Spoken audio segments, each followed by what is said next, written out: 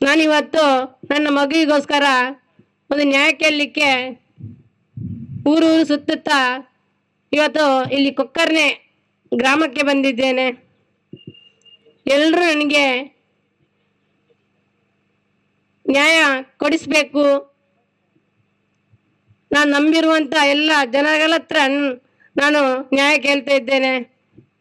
ಅಂದರೆ ನನ್ನ ಮಗುವಿನ ನೋವು ಇವತ್ತು ಅಕ್ಕ ಹೇಳಿದ್ದಾರೆ, ಯಾವ ರೀತಿ ಮಗುವನ್ನು ತಗೊಂಡು ಹೋಗಿದ್ದಾರೆ ಅನ್ನುವಂಥದ್ದು. ಬೆಳಿಗ್ಗೆ ಯಾವಾಗಲೂ ಅವಳು ಎದ್ದು 8:30 ಗಂಟೆಗೆ ಮನೆಯಿಂದ ಹೊರಡ್ತಾಳೆ. ಆ ದಿವಸ ಕೂಡ 8:30ಗೆ ಅಂದರೆ ಮಲಗುವ ಮನೆ ನನ್ನ ತಾಯಿ ಮನೆಯಲ್ಲಿ ಮಲಗ್ತಾಳೆ. ಬೆಳಿಗ್ಗೆ ಎದ್ದು ನನ್ನ ಮನೆಗೆ ಬಂದು, ಅಮ್ಮ ನಾನು ಇವತ್ತು ಕಾಲೇಜಿಗೆ ಹೋಗಿ ಬರ್ತೇನೆ, ಮಧ್ಯಾಹ್ನದ ಊಟಕ್ಕೆ ನಾನು ಮನೆಗೆ ಬರ್ತೇನೆ ಅಂತ ಹೇಳಿ ಒಂದು ತುಂಡು ಏನು ತಿನ್ನದೆ ಬರೀ ಹೊಟ್ಟೆಯಲ್ಲಿ ಹೋಗಿರ್ತಾಳೆ. ನಾನು ಆ ಮಗುವಿನ ಮುಖ 8ನೇ ತಾರೀಕಿಗೆ ರಾತ್ರಿ ನೋಡಿದ್ದೇನೆ. ಮರು ದಿವಸ 9ನೇ ತಾರೀಕಿಗೆ ಮಗುವಿನ ಮುಖ ನಾನು ನೋಡಿಲ್ಲ. 10ನೇ ತಾರೀಕಿಗೆ ಮಗುವಿನ ಎನ್ನದ ಮುಖ ನಾನು ನೋಡಿದ್ದೆ. 9ನೇ ತಾರೀಕಿಗೆ ಮಗಳು ಮಧ್ಯಾಹ್ನ ಬರುವ ಮಗು 4:15 ನೇತ್ರಾವತಿಯಿಂದ ಇಳಿದು ತಮ್ಮನಿಗೆ ಟಾಟಾ ಎಲ್ಲ ಮಾಡಿ ಮುಂದೆ ಸಾಗಿದ್ದಾಳೆ. ಆದರೂ ಮನೆಗೆ ಮುಟ್ಟದ ದಿವಸ ಆ ಹೊತ್ತು ನಾನು ತಮ್ಮನಿಗೆ ಫೋನ್ ಮಾಡಿದ್ದೆ, ಮಗಳು ಬರಲಿಲ್ಲ ಸೌಜನ್ಯ, ನಿಮಗೆ ಎಲ್ಲಿಯಾದ್ರೂ ಸಿಕ್ಕಿದ್ದಲ್ಲ ಅಂತ ತಮ್ಮನಿಗೆ ಕೇಳುವಾಗ 4:15 ಇಲ್ಲಿಂದ ದಾಟಿದ್ದ ಲೆಕ್ಕ ಅಂತ ಅವನು ಕೂಡ ಹೇಳಿದ್ದ. ಇಬ್ರು ತಮ್ಮಂದಿರು ಕೂಡ ಸಿಕ್ಕಿದ್ಲು. ಆಮೇಲೆ ಸಾಧಾರಣ 6:30-7 ಗಂಟೆಯಿಂದ ನಾವು ಹುಡುಕ್ಲಿಕ್ಕೆ ಎಲ್ಲ 1,000 ಜನ ಅಲ್ಲಿ ಸೇರಿ ಹುಡುಕಾಡಿದ್ದೇವೆ. ಆ ಜಾಗ ಎಲ್ಲ ಗೊಮ್ಮಟೇಶ್ವರ ಬೆಟ್ಟ, ನೇತ್ರಾವತಿ ನದಿ ಎಲ್ಲ ಹುಡುಕಾಡಿ ಆಮೇಲೆ ಧರ್ಮಸ್ಥಳ ಸ್ಟೇಷನ್ಗೆ ಹೋಗಿ ಅಲ್ಲಿ ಕಂಪ್ಲೇಂಟ್ ಕೊಟ್ಟಿದ್ದೇವೆ. ಅಲ್ಲಿ ಕಂಪ್ಲೇಂಟ್ ತಗೊಳ್ಳಿಲ್ಲ. ಆಮೇಲೆ ವೀರೇಂದ್ರ ಹೆಗಡೆಯವರ ಬೀಡಿಗೆ ಹೋಗಿ ನಮ್ಮ ತಂದೆ ಮತ್ತು ತಮ್ಮ ಹೋಗಿ ಹೇಳಿದ್ರು, ಇವತ್ತು ನಮ್ಮ ಮಗು ಕಾಣೆಯಾಗಿದೆ ಅಂತ ಹೇಳುವಾಗ, ಇಲ್ಲ ಎಲ್ಲಿಯಾದ್ರೂ ಬರ್ತಾಳೆ, ಇವತ್ತು ಪರೀಕ್ಷೆ ಲಾಸ್ಟ್ ಖಂಡಿತ ಬರ್ತಾಳೆ, ಎಲ್ಲಿ ಹೋಗ್ಲಿಕ್ಕೆ ಇಲ್ಲ, ಎಲ್ಲಾದ್ರೂ ಫ್ರೆಂಡ್ಸಿನ ಮನೆಗೆ ಹೋಗಿರ್ಬೋದು ಅಂತ ಆ ಮಾತು ಕೂಡ ಅವ್ರು ಹೇಳಿದ್ರು. ಆಮೇಲೆ ಬೆಳ್ತಂಗಡಿಗೆ ಹೋಗಿ ಅಲ್ಲಿ ಕೂಡ ನಾವು ಕಂಪ್ಲೇಂಟ್ ಕೊಡ್ಲಿಕ್ಕೆ ಹೋದಾಗ ಅಲ್ಲಿ ಕೂಡ ಅವರು ತಗೊಳ್ಳಿಲ್ಲ. ಅವಳೊಂದು 2 ಫೋಟೋ ಕೊಡಿ ಅಂತ ಹೇಳಿದ್ರು. ಅವಾಗ ನಮ್ಮ ಮನೆಯಲ್ಲಿ ಆ ಮಗುವಿನ ಫೋಟೋ ಇರಲಿಲ್ಲ. ಆಮೇಲೆ ಮನೆಗೆ ಬಂದ್ರು, ಪುಸ್ತಕ ಎಲ್ಲ ಚೆಕ್ ಮಾಡ್ಬೇಕಂತ ಹೇಳಿದ್ರು. ಪುಸ್ತಕ ಎಲ್ಲ ನಾವು ಕೊಟ್ಟಿದ್ದೇವೆ. ಆ ಪುಸ್ತಕದಲ್ಲಿ ನನ್ನ ತಂಗಿಯ ಒಂದು ಫೋನ್ ನಂಬರ್ ಇತ್ತು. ಆ ಫೋನ್ ನಂಬರನ್ನು ಅವತ್ತು ರಾತ್ರಿ ತಗೊಂಡೋಗಿದ್ದಾರೆ. 10ನೇ ತಾರೀಕಿಗೆ ಮಗುವಿನ ಹೆಣ ಸಿಗುತ್ತೆ.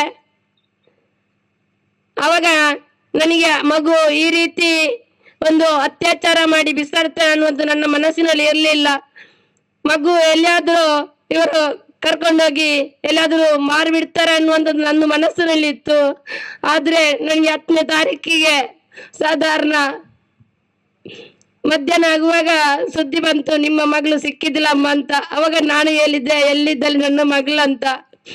ಅವಾಗ ತಮ್ಮ ಹೇಳಿದ, ಇಲ್ಲ ಅಕ್ಕ, ಅವಳು ಈಗ ಇಲ್ಲಿ ಆಸ್ಪತ್ರೆಯಲ್ಲಿ ಇದ್ದಾಳೆ, ಬರ್ತಾಳೆ, ಜೀವಂತವಾಗಿದ್ದಾಳಂತ ನಾನು ಕೇಳಿದ್ದೆ.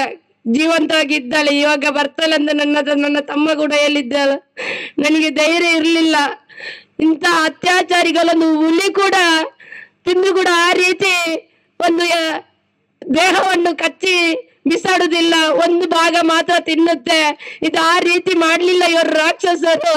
ಎಲ್ಲಾ ಭಾಗವನ್ನು ಕಚ್ಚಿ ತಿಂದಿದ್ದಾರೆ ನನ್ನ ಮಗುವನ್ನು. ಆ ಒಂದು ಹೆಣ್ಣು ಮಗುವಿಗೆ ಒಂದು ಎಷ್ಟು ರೂಮಿಗೆ ಬಾಗಿಲಿದ್ರು ಸಾಕಾಗಲ್ಲ. ಒಂದು ಬಟ್ಟೆ ಬದಲಿಸುವಾಗ ಯಾರು ಕೂಡ ನೋಡಬಾರ್ದು ಅನ್ನುವಂಥದ್ದೊಂದು ಹೆಣ್ಮಕ್ಳಿಗೆ ಇರುತ್ತೆ. ಅದೇ ರೀತಿ ನನ್ನ ಮಗಳಿಗೆ ಕೂಡ ಇತ್ತು.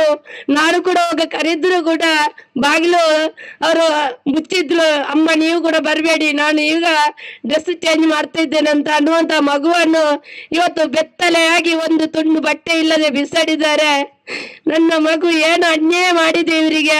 ಆ ವೀರೇಂದ್ರ ಹೆಗಡೆ ತಮ್ಮನ ಮಗ ಈ ರೀತಿ ಎಲ್ಲ ಅತ್ಯಾಚಾರ ಮಾಡಿ ಬಿಸಾಡಿದ್ದಾರೆ. ನಾವು 11 ವರ್ಷದಿಂದ ಅವರ ಹೆಸರು ಕೊಟ್ಟಿದ್ದೇವೆ. ಇವತ್ತಿನವರೆಗೂ ಅವರನ್ನು ತನಿಖೆ ಮಾಡಿಲ್ಲ. ನನಗೆ ತುಂಬಾ ನೋವಾಗ್ತಿತ್ತು. ನಮಗೆ ಒಂದು ಬೆಂಬಲವಾಗಿ ನಿಂತ ನಮ್ಮ ಅಣ್ಣ ಇದ್ದುದರಿಂದ ಇವತ್ತು ನಮ್ಮ ಜೀವ ಉಳಿದಿದೆ. ಆ 11 ವರ್ಷ ಒಳಗೆ ಎಲ್ಲ ಸಿಕ್ಕಿದ ನಂತರ ಆ ಧರ್ಮಸ್ಥಳ ಭಾಗದಲ್ಲಿ ಎಲ್ಲ ಕಡೆ ಕೂಡ ಕಳ್ಳರು ಸೃಷ್ಟಿಯಾಗುತ್ತಾರೆ. ಎಲ್ಲಾ ಕಡೆ ಮನೆ ಮನೆಗೆ ಕಲ್ಲು ಬಿಸಾಡ್ತಾರೆ. ಯಾರು ಕೂಡ ಹೊರಗಡೆ ಬರಬಾರ್ದು ಅನ್ನುವಂಥದ್ದು. ನಮ್ಮ ಮನೆಗೂ ಕೂಡ ಒಂದು ಸ್ವಾಮೀಜಿಯಾಗಿ ಒಂದು ಚಪ್ಪಲಿ ಹೊಲಿಯುವ ಒಂದು ಹಾಗೆ ತುಂಬಾ ಜನ ನಮ್ಮ ಕಡೆ ಕಲಿಸಿದ್ದಾರೆ. ಅಂದ್ರೆ ಸೌಜನ್ಯ ಮನೆಗೆ ಹೋಗಿ ನೀವು ಅಂತ ಅನ್ನುವಂತ ಕಲಿಸಿದ್ದಾರೆ. ನಮ್ಮ ಮನೆಗೂ ಕೂಡ ತುಂಬಾ ರೂಪದಲ್ಲಿ ಕಲಿಸಿದ್ದಾರೆ. ನಮ್ಮನ್ನು ಸಾಯಿಸುವಂತ ರೀತಿಯಲ್ಲೂ ಕೂಡ ಕಲಿಸಿದ್ದಾರೆ. ನಾವು ನಂಬಿರುವಂತಹ ದೇವರುಗಳು ಅವರನ್ನು ಬಿಡ್ಲಿಲ್ಲ.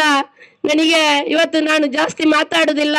ಇವತ್ತು ನಮ್ಮ ಮಗಳು ಹುಟ್ಟಿದೆ, ಅವರ ಸಂಹಾರಕ್ಕೋಸ್ಕರ ನಾನು ಅವಳಿಗೆ ಜನ್ಮ ಕೊಟ್ಟಿದ್ದೇನೆ ಅನ್ನುವಂಥದ್ದು ನಾನೊಂದು ಸಂತೋಷ ಪಡ್ತಾ ಇದ್ದೇನೆ. ಇವತ್ತು ಒಂದು ಮಾತು ಹೇಳಲಿಕ್ಕೆ ನಾನು ಇಷ್ಟಪಡ್ತೇನೆ. ನನ್ನ ಮಗಳು ಹುಟ್ಟಿನಿಂದಲೇ ನಾನು ಸೌಜನ್ಯ ಅಂತಾನೆ ಹೆಸರು ಇಟ್ಟಿದ್ದೇನೆ. ಯಾವಾಗಲೂ ಎಲ್ಲಿ ಬೇಕಾದ್ರೂ ಕರಿಬೇಕಾದ್ರೆ ಅಲ್ಲೊಂದು ಫ್ಲೆಕ್ಸ್ ಹಾಕ್ಬೇಕಾದ್ರೆ ಸೌಜನ್ಯ ಅಂತಲೇ ಹೆಸರು ಹಾಕ್ಬೇಕು. ನನ್ನ ಪರ್ಮಿಷನ್, ನಮ್ಮ ಎಲ್ಲರ ಪರ್ಮಿಷನ್ ಖಂಡಿತವಾಗಿ ಇದೆ ಅನ್ನುವಂಥದ್ದು ಹೇಳಿ ನಾನು ನಿಮ್ಮ ಹತ್ರ ಇವತ್ತು ನ್ಯಾಯವನ್ನು ಬೇಡ್ತಾ ಇದ್ದೇನೆ. ನನಗೆ ನ್ಯಾಯ ಕೊಡಿ.